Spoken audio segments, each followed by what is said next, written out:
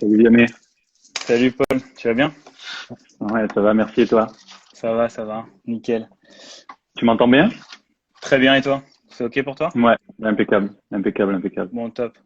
Ta connexion, elle est ok, tout le monde? C'est ok? Ouais, j'ai pas l'impression qu'on soit en décalage. Donc Ouais, ça a l'air d'être c'est mieux chouette. que la dernière fois, donc c'est cool. Ouais, ouais, ouais. Ok, bon, cool. On, Bon, on attend, on attend un petit instant histoire de ouais, laisser les ouais, gens 30 secondes, une minute, tranquillement. le temps que les gens ils se Ouais. branchent.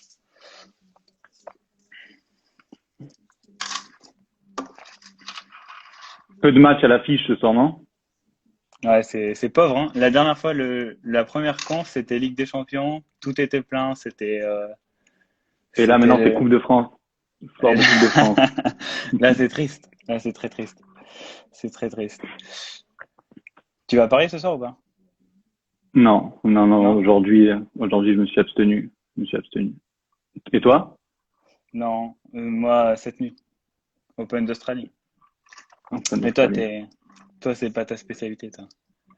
Toi, t'es pro Non, le foot. tennis, c'est pas du tout ma spécialité. Euh, paradoxalement, j'adore jouer au tennis et j'adore suivre le tennis, mais parier, vu que l'algo ne s'y applique pas encore, je suis au Pas courant de encore, pas certaines encore. choses, Ouais, pas ouais, c'est encore. vrai. Bon, top. Bon, bah, écoute, ce que je te propose, c'est de commencer. Ouais, 19h02. Bah voilà. Let's go, on lance le live. ouais. Peut-être commencer par dire ce qui va se passer. On fait un petit topo et après on se présente rapidement. Ouais, ça roule. Bon, déjà, je pense qu'il est important de rappeler que c'est vraiment un échange, cette conf qui vise à aider un maximum de personnes en toute modestie, quoi. On n'est pas là pour vendre quoi que ce soit.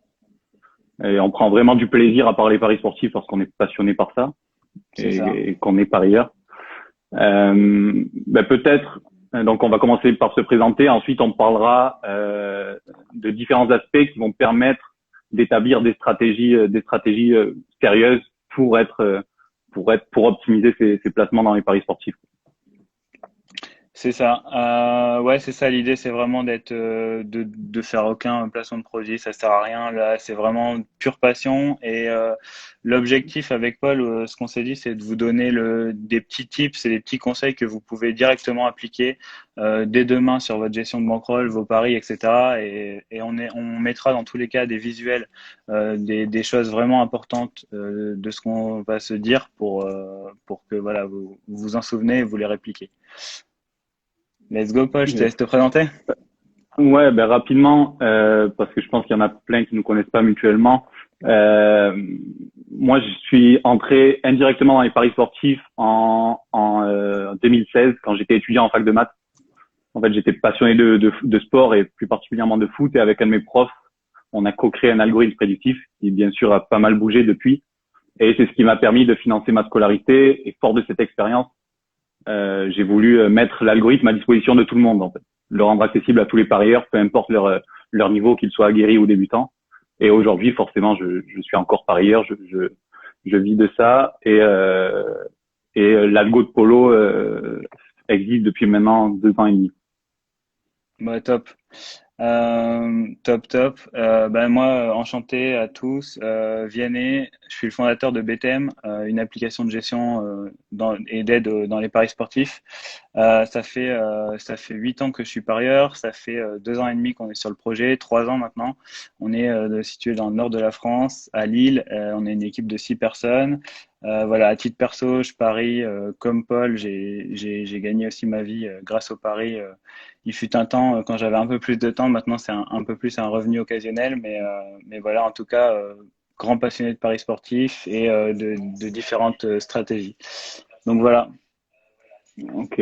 Merci pour la présentation, Vianney. Dans un premier temps, je pense qu'on va aborder certaines stats à maîtriser, certaines stats qui sont hyper importantes pour pouvoir justement définir des stratégies viables. Rappelons rapidement que dans la première conférence qu'on avait fait, où on a perdu le live, Ouais. euh, rappelons on a bien fait la différence. On a dissocié le ROI et le pourcentage de réussite, qui sont des choses complètement pas opposées, mais qui ne sont pas forcément liées. Ouais, c'est Seul ça. le ROI en fait, tu me dis si je me trompe, mais la seule métrique importante pour un parieur, c'est le retour sur investissement, donc le ROI. C'est ça, Euh, il, carrément. il est fortement possible d'avoir un pourcentage de réussite incroyablement élevé, même au-delà de 80%, et d'avoir un retour sur investissement négatif, et à l'inverse, d'avoir un faible pourcentage de réussite avec un retour sur investissement positif, quoi. C'est ça. Et nous, on le voit beaucoup à travers nos utilisateurs, vu qu'on est vraiment sur de la gestion, donner des indicateurs, etc. Et c'est vraiment quelque chose qu'on voit fréquemment, des grands décalages entre ROI et taux de réussite. Donc ça, c'est hyper important. Donc ça, c'était dans la première conf. Et là, on a décidé de se focus sur trois principales stats méga importants pour analyser son activité. Du coup, je vais commencer par la première. La première, c'est hyper important d'analyser son segment de cote par bet et son segment de cote par sélection. Alors, pourquoi la différence? Parce que pour ceux qui jouent en combiné, c'est fréquent de voir des segments de cote des pourcentages de réussite en segment de cote qui sont complètement différents entre par bet et en sélection. Alors, par rapport au milliers de joueurs qu'il y a dans l'app, on constate fréquemment que le segment de cote par sélection est toujours nettement supérieur au segment de cote par bet, ce qui est logique vu que la plupart des gens jouent en combiné. Mais pour toi, Paul, toi, tu dois avoir le même vu que tu joues 100% en simple. Ouais, tout à fait. Déjà, pour parler de l'algo, en fait, on s'est rendu compte, et dans l'historique, on se rend compte que la segmentation par cote est hyper importante finalement parce qu'il y a des codes qui sont bien mieux maîtrisés par les bookmakers, et du coup des fourchettes de codes, donc des segments de codes sur lesquels l'algo performe bien plus. Et encore une fois, on en revient à ce qu'on a dit juste avant. Forcément, au plus les codes sont élevés, au plus le pourcentage de réussite est très logiquement faible, mais ce n'est pas forcément proportionnel au ROI, quoi. Donc oui, maîtriser, avoir un recul sur ses performances par segment de cote, ou avoir un recul sur les outils qu'on utilise en segmentant la performance par cote, c'est indispensable finalement, quoi. Ouais, c'est indispensable. Et il y a deux métriques du coup dans les segments de code par bet ou sélection, c'est le taux de réussite et le profit. Donc vraiment bien checker ça, et je pense qu'il y a plus d'un parieur qui vont avoir des surprises en regardant leurs résultats sur 3 semaines, un mois, 2 mois, de dire ah ouais, en fait merde, je pensais pas du tout que mon taux de réussite sur un type de segment était excellé par rapport aux autres. Et c'est vraiment ça qui est intéressant, et d'aller chercher ça pour du coup se concentrer sur vraiment nos forces, abandonner aussi ce qui marche pas. Parce que bon, voilà, il faut le Mais dire. ouais, il est aussi important de préciser que pour tirer des conclusions, comme tu viens de le dire, sur des paris précédents, donc c'est ce à quoi ton utilisation sert, mais il est indispensable d'avoir un échantillon assez large quand même, qu'on peut pas tirer des conclusions sur 10 paris forcément. Ouais, c'est ça. Logiquement, il faut des milliers de répétitions pour vraiment tirer des conclusions, mais déjà avec des centaines de paris, on peut avoir une variance qui est lissée et de quoi tirer des enseignements. Ouais, c'est ça. Et c'est surtout, et pour faire la transition avec la deuxième stat à maîtriser, c'est surtout essayer de corréler ça avec les segments de mise. Donc c'est la même chose, hein, mais c'est en valeur monétaire du coup. Mais pourquoi c'est important? Parce que on se rend peut-être pas compte des écarts, et c'est-à-dire que par exemple entre 1,50 et 1,80, voilà, mon taux de réussite est plutôt bon, et ça me réussit pas mal. J'ai beaucoup de profit.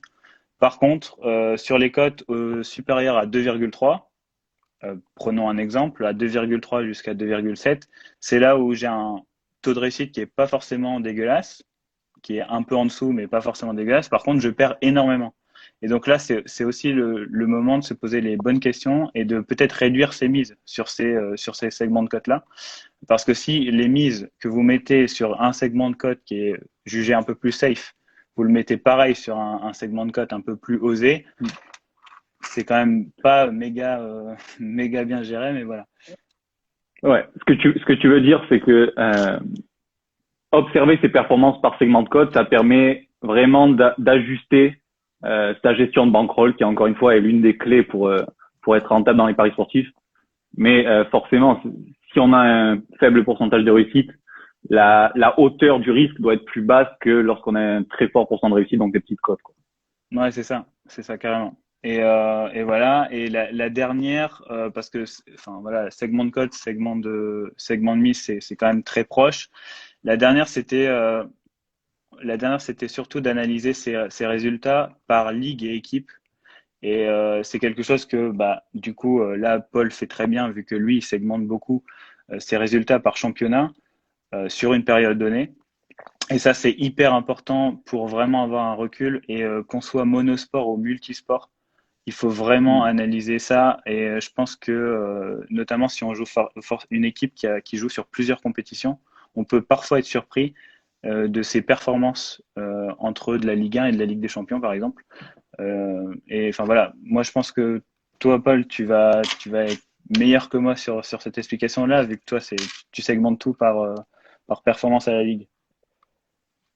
Ouais, c'est pas question d'être meilleur, mais en effet, bah déjà, il y a une chose qui est très claire et ça rejoint ce qu'on disait tout à l'heure, c'est que les bookmakers, forcément, ils mettent énormément de ressources technologiques et humaines sur certaines compétitions, enfin, sur certains sports et sur les sports populaires, donc le football par exemple, sur certaines compétitions. Il y a beaucoup moins d'opportunités sur des compétitions comme la Ligue des Champions, la Ligue 1, l'Euro, la Coupe du Monde, tout ça, où il y a énormément de volume et de masse, quoi. Il y a énormément de flux de mise. Donc, le fait de segmenter et de dissocier chacune des compétitions, ça permet aussi de voir quelles sont les compétitions de niche et tirer des enseignements de ça, quoi. Les compétitions de niche, pour ceux qui ne savent pas, c'est des compétitions peu médiatisées, on va dire, des compétitions de seconde zone. Mais c'est ce que vous permettez aussi sur BetM à vos utilisateurs, parce que peut-être que nous, l'algo, on performe beaucoup plus sur les compétitions, sur les championnats de niche. Il est pas impossible que certains de tes utilisateurs, pardon, grâce à leurs compétences et connaissances, ils cartonnent sur les grandes compétitions. T'as dû l'observer aussi d'ailleurs. Oui, oui. Après, voilà, la majorité joue sur les compétitions bah, majeures, dites stars. Maintenant, ce qui est aussi important, c'est de savoir rentrer dans la ligue et voir vraiment comment on se comporte. Si je joue en Ligue des Champions ou sur un championnat de niche, quelle est ma cote moyenne au final de ce championnat-là? Combien je mise sur ce championnat-là en volume? Voilà, et puis bien regarder l'évolution. Donc ça, c'est aussi important d'avoir des stats, taux de réussite et ROI par ligue et savoir aussi rentrer dedans. Nous c'est une fonctionnalité qu'on a sorti là, la semaine dernière, il y a quelques jours, de pouvoir rentrer dans les ligues et de vraiment aller chercher ce qui nous intéresse. Donc c'est pas forcément rester en surface, mais comme toi, Paul, t'as le ROI, la cote moyenne de ce que tu as en Estonie, en Ligue des Champions, etc. Mm-hmm. Ouais, carrément, carrément. D'ailleurs, super cool votre nouvelle fonctionnalité. Je fais une petite parenthèse, mais le fait que vous soyez plugué directement à certains bookmakers, super. C'est vrai, C'est un gain c'est vrai. incroyable. Gain de temps incroyable et les autres bookmakers arrivent. On a beaucoup, beaucoup de demandes sur quand est-ce qu'on va faire la synchronisation Betclic, Winamax, etc. Pour l'instant, c'est Unibet. C'est très cool, ça marche. Bientôt la suite. Donc voilà, on vous tiendra au courant sur ça. Mais merci, c'est cool. Donc voilà, les, Avec les plaisir. trois, les trois stats, bien maîtriser son segment de code par pari et par sélection, surtout ceux qui font des combinés. Dissociez bien les deux. Vous allez avoir des surprises entre les segments de code, les réussites de segments de code par sélection et de bet. Segment de mise qui va avec et bien de pouvoir regarder. Et enfin, les performances par ligue et compétition, qui est hyper important. Ouais. Voilà, du coup, on va passer à la prochaine partie qui est routine et stratégie. Dans un premier temps, je vais laisser Paul nous parler d'une de ces stratégies, parce qu'il y a beaucoup de stratégies. En tant que mathématicien, statisticien, parieur, t'aimes bien explorer des stratégies, donc vas-y, dis-nous en Non, mais plus. j'avoue que peut-être peu de personnes vont s'identifier à ma façon de parier, mais bah déjà, j'étais pas joueur avant ça, c'est-à-dire que je n'aime pas parier pour vibrer, même s'il y a aucun mal à ça, hein. Il n'y a pas de mal à placer un peu d'argent pour ressentir un peu d'adrénaline sur le match de son choix, quoi. Mais j'avoue que je parie très très souvent de manière automatisée, en fait. Donc là, tu viens d'aborder l'une des stratégies. Je peux la donner Mhm. et on en a parlé cette semaine en vidéo avec la communauté. C'est moi, titre personnel, je mise 0,5% de ma bankroll, donc c'est quand même assez faible et très raisonnable, sur chacun des value bets de l'algo en match nul.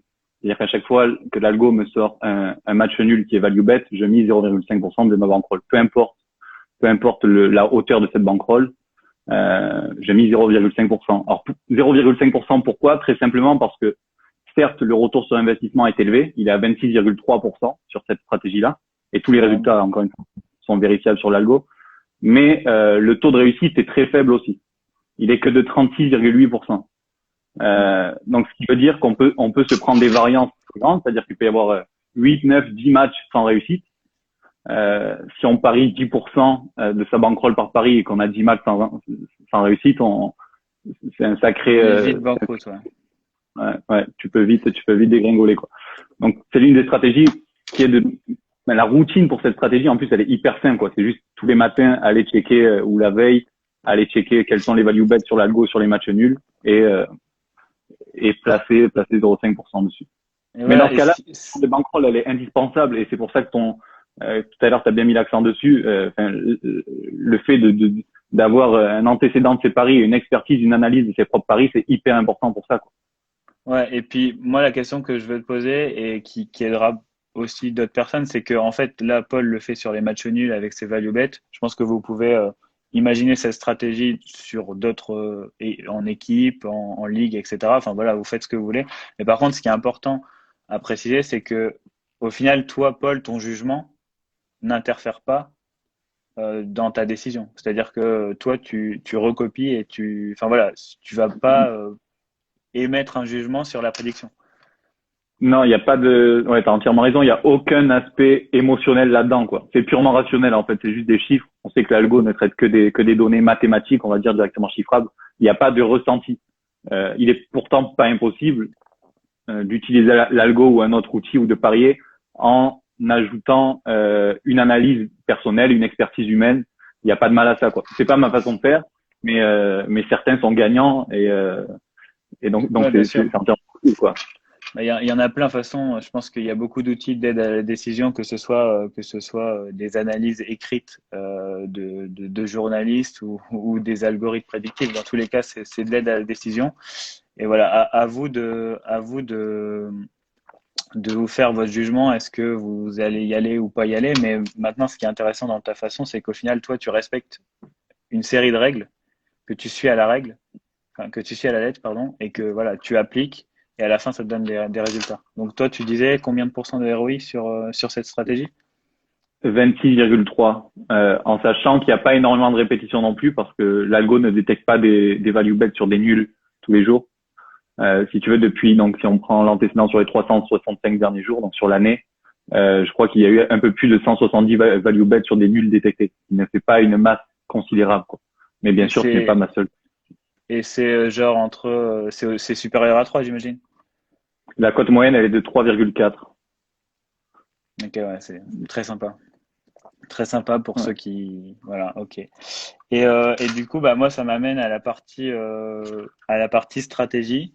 On a analysé les données sur BTM avec les différents comportements de parieurs. Et moi, l'idée, c'est de vous donner deux stratégies différentes de répartition de bankroll. À prendre ou à laisser, peut-être que ça vous donnera des idées.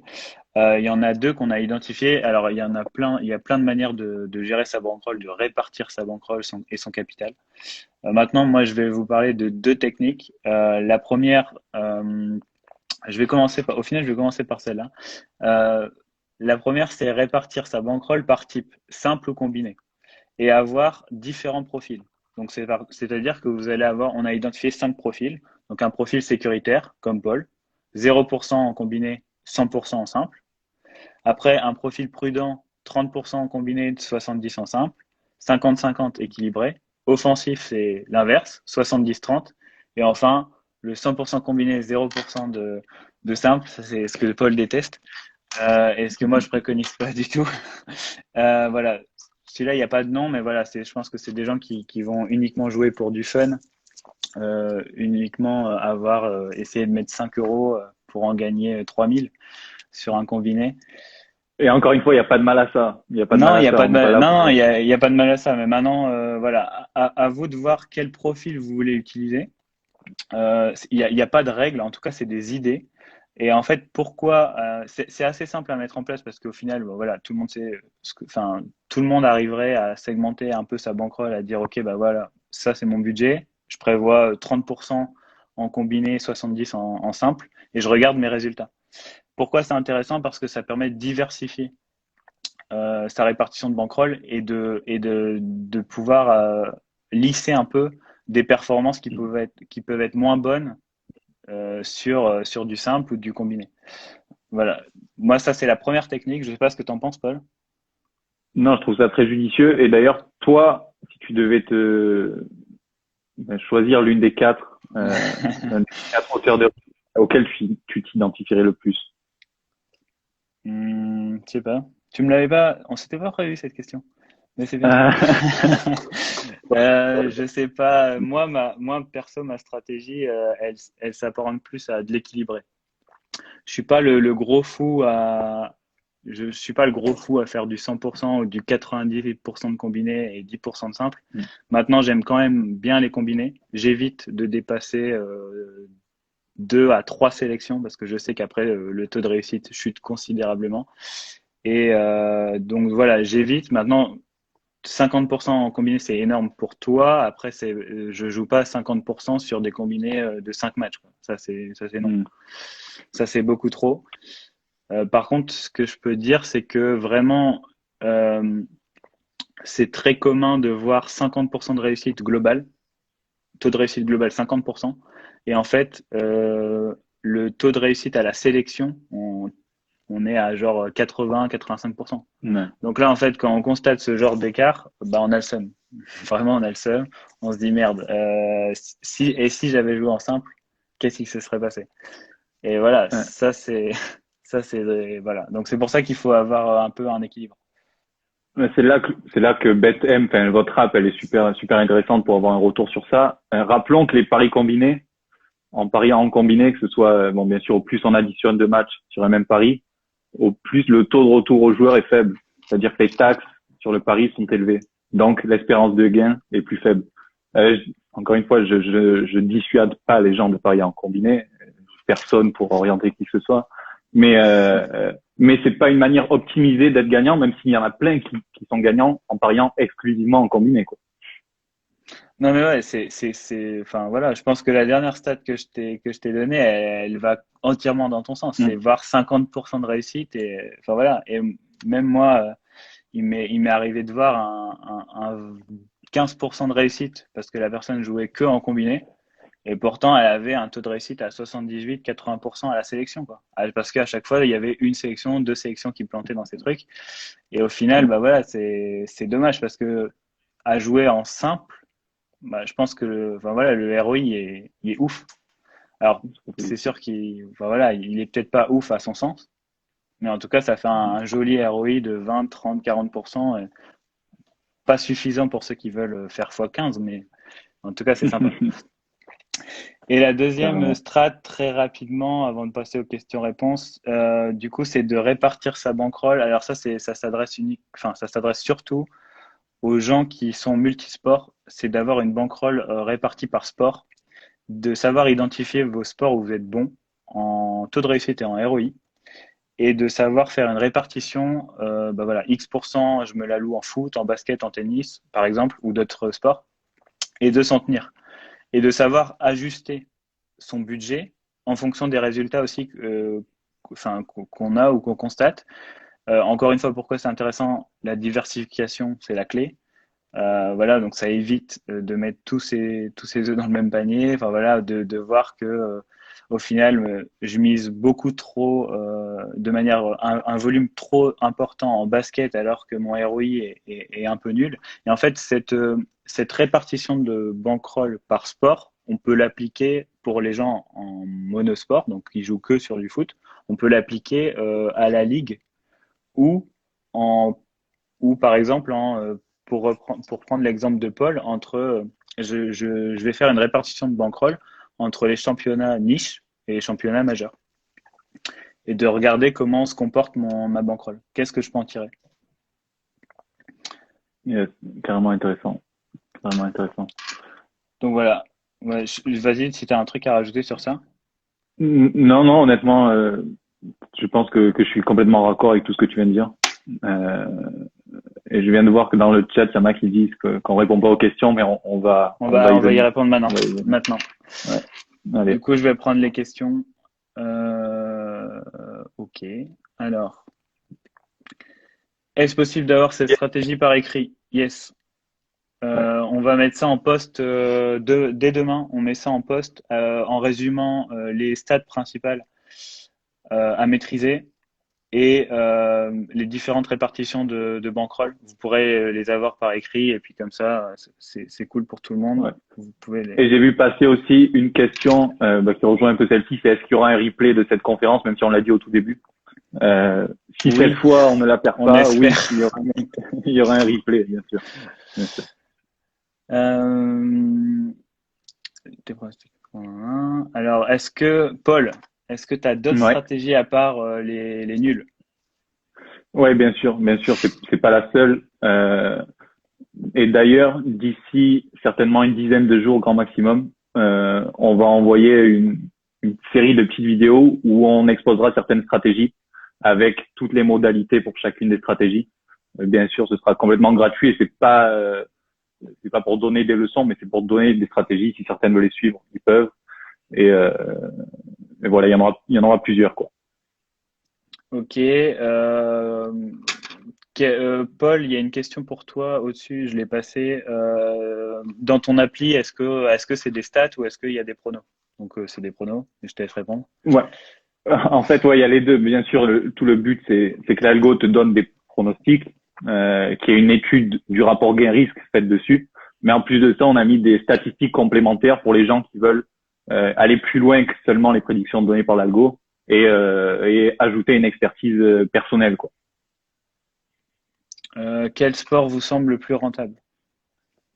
Ben, ça c'est à toi de répondre parce que nous, on est monosport, entre guillemets, pour l'instant. C'est une question super difficile. Moi, c'est par cycle. Donc, je sais que quand la saison de tennis elle est bien lancée, je suis plutôt pas dégueu en tennis. Maintenant, ouais, voilà, franchement, ça dépend de ses compétences. Je suis pas Ouais, sûr qu'il existe une règle universelle à ce non, il niveau-là n'y a parce pas de que règle, je pense pas. les taux de retour aux joueurs sont à peu près similaires si on prend les compétitions de chacun des sports. Donc, ça dépend aussi des expertises de chacun. Est-ce que vous conseillez d'aller sur des sites de paris non argent? Paul, c'est pour toi ça. Euh, soyons clairs, en étant résident français, c'est interdit, même si certains en font la promotion. C'est en termes juridiques, c'est assez flou, même si c'est l'ANJ, donc l'autorité qui régule les jeux d'argent en ligne en France, interdit d'aller parier sur des sites hors Argel, hors ANJ. Bien sûr, les cotes sont plus hautes, les taux de retour aux joueurs sont plus hauts, mais c'est logiquement interdit. C'est possible d'y accéder. Donc forcément, si on y accède, on va optimiser son investissement, mais c'est pas légal à 100%. En étant résident français, bien sûr. Voilà. Du coup, à quand la synchro BetClick? Bah, bientôt. J'y ai répondu tout à l'heure. Bientôt, très très bientôt. Dans quelques jours. T'as une date à nous donner? Quelques jours. C'est bien, ça Quelques suffit. jours? Euh, à quand des sélections de favoris dans l'algo? C'est pas mal ça. Euh, J'aime bien la remarque. ouais, ben ça en plus j'ai pas vu qui a posé la question parce que je vois pas le chat, mais cette personne vit dans le mille parce qu'on est en train de permettre aux utilisateurs de personnaliser leur interface et de faire des sélections de paris pour leur indiquer quels sont les meilleurs combinés pour ceux qui jouent en combiné. Nous mettre en avant à chaque fois les trois paris les plus avantageux en termes de rapport gain-risque chaque jour. Donc ça va arriver très vite, bien senti de la part de cette personne. Il y a une question qui est hyper intéressante, c'est comment calculer une value bet. Mais ça c'est très très facile en plus. Euh, la complexité, elle se fait au niveau de l'algo. Donc l'algo sort un pourcentage. Prenons 50% de réussite que Lorient gagne contre Brest. Si la cote est au-delà de 2, c'est un value bet parce qu'il faut faire 100 divisé par 50 qui fait 2. Donc si elle est au-delà de 2, c'est un value bet. Le calcul du value bet en soi est très simple. La complexité, elle est dans le calcul du pourcentage de la prédiction. Je sais pas si c'est clair ce que je viens de dire, mais on l'a mis à l'écrit sur l'app et c'est très très très facile à comprendre. Et il y a des gens qui ont réagi sur monter un peu en haut, sur quand tu parlais des nuls. Est-ce que c'était tous les championnats? Voilà. Ouais, dans les chiffres que j'ai donnés, ça portait sur absolument tous les championnats, que ce soit des championnats de niche, des championnats hyper populaires. Bien sûr, il n'est pas impossible d'exclure certains championnats qui ne sont pas rentables à ce niveau-là. C'est possible de les dissocier. Les chiffres que j'ai donnés, c'est pour l'ensemble des championnats. Tant que c'est un value bet, peu importe le championnat. Ok. Combien de personnes travaillent dans vos sociétés, Paul? Nous sommes 7. Il n'y a pas 7 salariés, mais nous sommes 7 avec une personne en freelance. Il y a 3 actionnaires aussi. On est 7 et c'est une sacrée expérience sympa, quoi. Pareil pour moi, Et 6, pour 7 actuellement. Ouais, 7 actuellement. Et ouais, voilà, c'est super cool, réparti entre des profils marketing, développeurs beaucoup, parce qu'il faut beaucoup de travail pour arriver à ça. Pour toujours sortir des nouveautés, assurer la stabilité, etc. Donc c'est vraiment une aventure excellente à vivre. Euh, Vous pensez vraiment que les paris sportifs peuvent se faire en intégralité via les statistiques? j'ai pas entendu, pardon. Vous pensez vraiment que les paris sportifs peuvent se faire en intégralité via des statistiques? Encore une fois, bien sûr, si si toute la magie du football reposait sur des statistiques, on pourrait atteindre les 100% de réussite et des ROI incroyables, ce qui n'est pas le cas. Donc il existe toujours une part d'incertitude et une part de magie, heureusement. Et je crois qu'elle existera toujours. L'intelligence artificielle ne remplacera jamais ça. Après, il y a des chiffres qui font que même en se fiant que sur des statistiques, on peut être rentable. Et d'ailleurs, j'ai vu une question qui rejoignait ça. C'était quelles sont les données traitées par l'algo. Et en fait, toutes les données traitées par l'algo sont des données mathématiques, c'est-à-dire des données directement chiffrables. C'est-à-dire que tout ce qui est météo, état de la pelouse, score arbitral, tout ça ne sont pas considérés. C'est des choses qu'on peut venir additionner en plus humainement. Il y a eu des questions sur BTM et sur l'algo en même temps. C'est est-ce qu'il serait possible d'extraire via Excel les résultats? Vas-y, je te laisse répondre, pardon. Nous, c'est vraiment pas la direction qu'on prend parce qu'on essaye de faire une app où vous pourrez créer vos propres statistiques, moduler tout ce que vous voulez. Donc on trouve pas qu'il y a grande utilité à extraire. Si on doit extraire, ça veut dire qu'on a loupé quelque chose. Donc voilà. Pour notre part, pareil, c'est pas une direction qu'on veut prendre parce on est hyper transparent sur les chiffres qu'on expose sur l'app et il y a tout qui y est. Par contre, on a quelques demandes pour ceux qui demandent. Bien sûr, notre développeur Tom est sur le coup. On va essayer d'automatiser un petit script, mais c'est pas encore prêt. Mais on va essayer de le faire pour essayer de satisfaire un maximum de personnes, même si c'est pas une priorité absolue. Blessure et suspension, est-ce que c'est pris en compte dans les algorithmes? Alors, on a bossé pendant 9 mois avec une école d'ingé, avec 5 étudiants de 5e année en intelligence artificielle, pour justement ajouter la pondération de l'absence des joueurs. On est arrivé à quelque chose, mais qui n'augmentait pas du tout la performance de l'algorithme. Donc aujourd'hui, c'est pas pris en compte. Je spoil un peu, mais on a rencontré une société d'ingénieurs à Bordeaux pour justement venir optimiser l'algo et on touche quelque chose du doigt.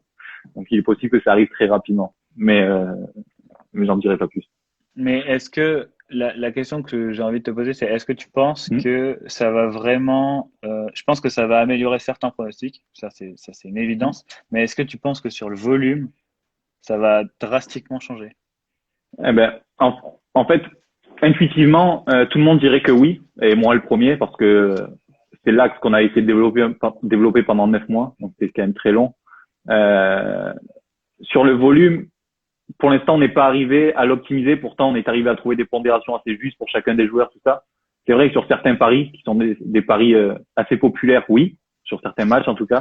Mais sur le volume, pour l'instant, avec tous les backtests, toute la rétroactivité qu'on a fait sur les plus de 3000 paris, on n'est pas arrivé à optimiser les performances. Donc c'est pas la clé miracle, quoi. Ou en tout cas, nous, on n'avait pas les compétences pour le faire, pour arriver à optimiser. Je dis pas que c'est pas possible. Ok, version web prévue pour l'algo. Non, pas de suite. Pas de suite. On y viendra peut-être. On y viendra peut-être. Pour l'instant, on n'a rien commencé à développer. Pour vous et pour vous?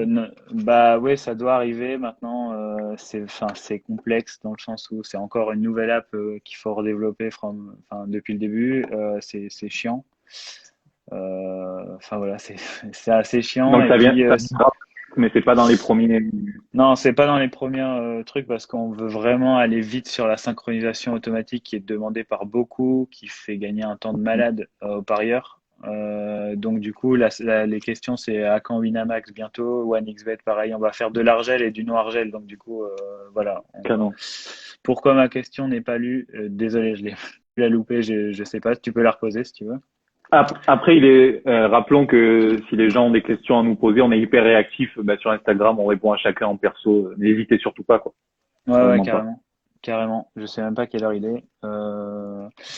Je m'appuie sur 5 critères sur lesquels je crée mes statistiques. Classement, état de forme, rapport domicile-extérieur, confrontation directe, tranche de cote bien définie. Est-ce suffisant? Intéressant. Bah, quels Paul, sont tu tes vas ou j'y résultats? vais?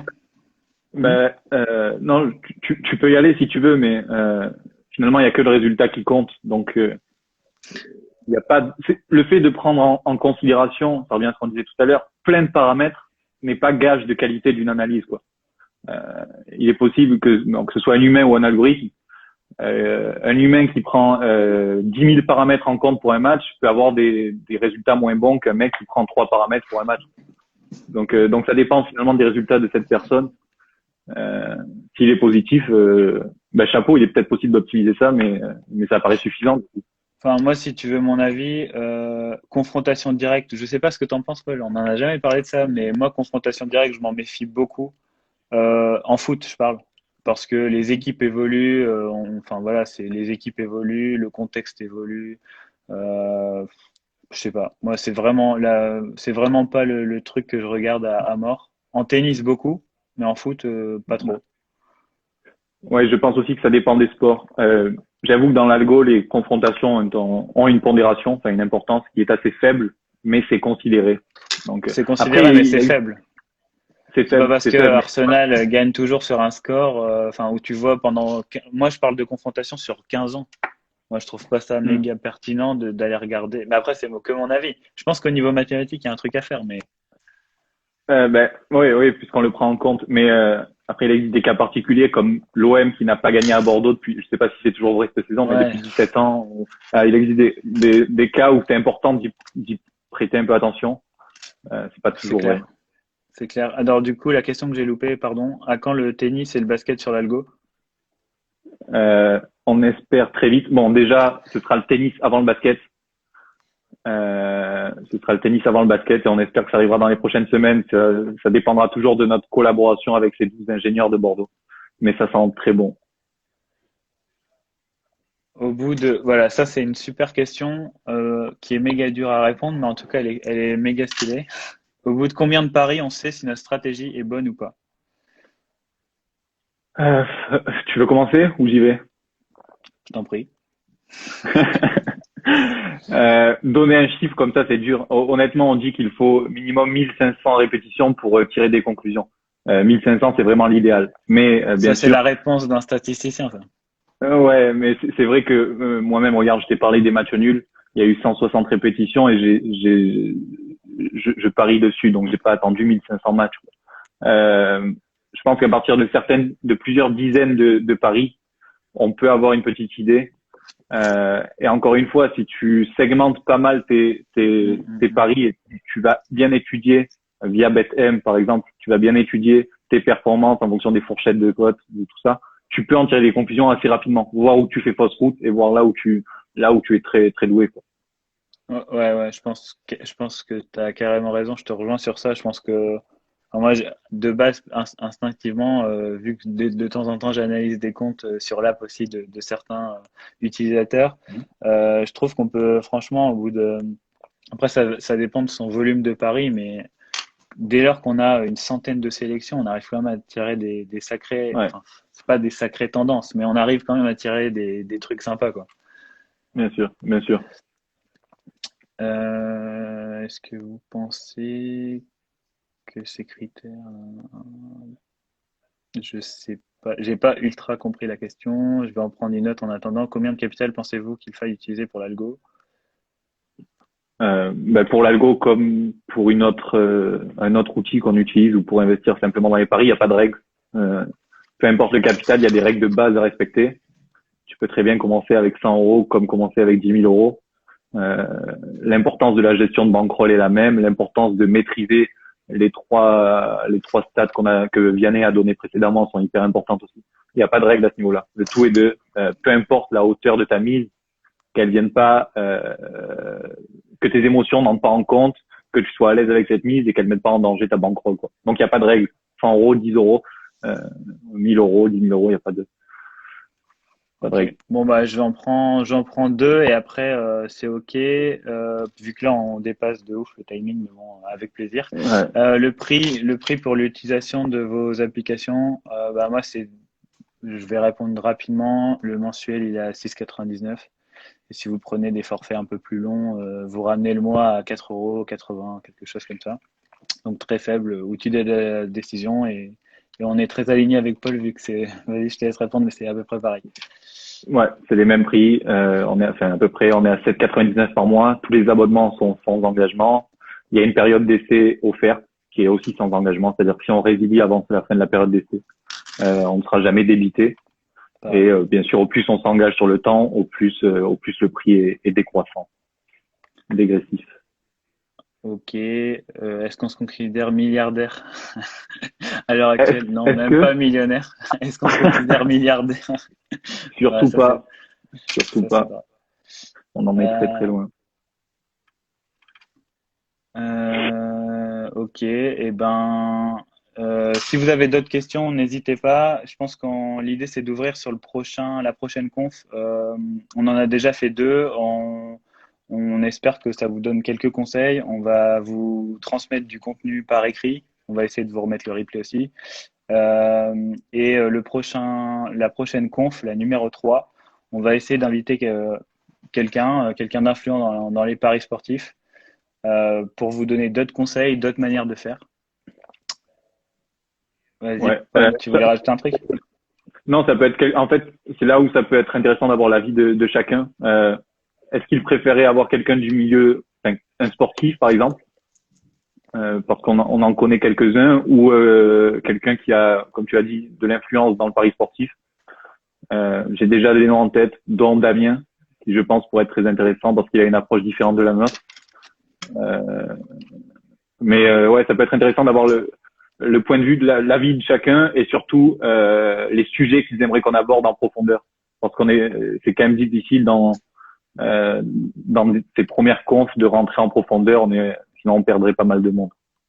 Ouais, ok. Et puis, de toute façon, je pense que l'autre fois, je l'avais déjà dit, on l'a pas fait, mais c'est analyser enfin, le comportement d'un parieur, de plusieurs comportements de parieurs. Ça peut être un sujet. Si vous êtes chaud, vous nous le dites. Et puis, c'est d'analyser plusieurs cas de figure. Un mec qui est un peu plus offensif, plus prudent, comment il parie, est-ce que ça vous intéresse?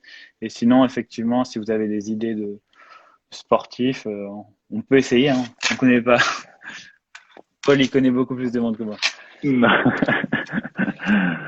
Bon, en tout cas, merci Vianney, c'était encore une fois un régal. Et puis certainement dans 2 semaines pour refaire ça. Toutes les 2 semaines, on essaie de s'y tenir, comme ça on Ouais, crée une on petite. essaye de faire ça. Et puis l'idée, c'est, on va essayer de mettre en story pour que les gens nous aiguillent un peu sur les sujets dont ils ont envie de parler.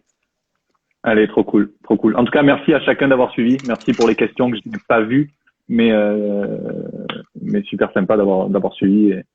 Et il y avait plein de questions hyper judicieuses. Merci à tous, c'était cool. Ciao. Salut.